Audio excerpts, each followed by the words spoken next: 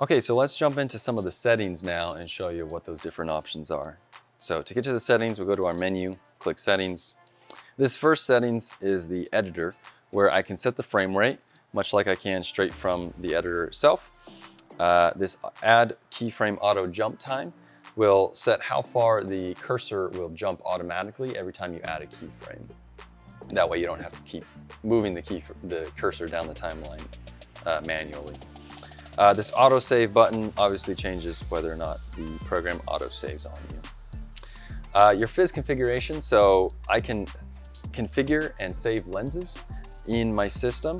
For each of those, I click Edit, and I can set up the different configuration points for a lens, which will map the focus motors, or iris or zoom, to the individual lenses. The system setting here is for slow speed, which is this control up here in the top right. So that affects how quickly or slowly my robot moves when I move it with the joystick or the trigger. Also, it affects my focus motion and the joint motion as well. So I can set those independently. All right, so let's go into the wand settings now. So in the wand settings, we can calibrate our wand and set the frequency that the wand is running on. That's the same as setting the calibration from here, except I get to set the frequency here as well.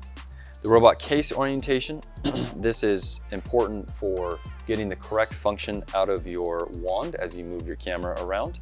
And so we set up the orientation of the case relative to the robot here.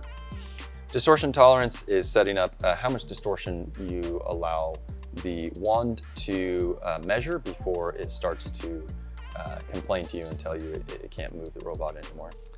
Those distortions are typically seen when you have metal near the case or near the wand. And so as long as you're avoiding any of those scenarios, you should be fine.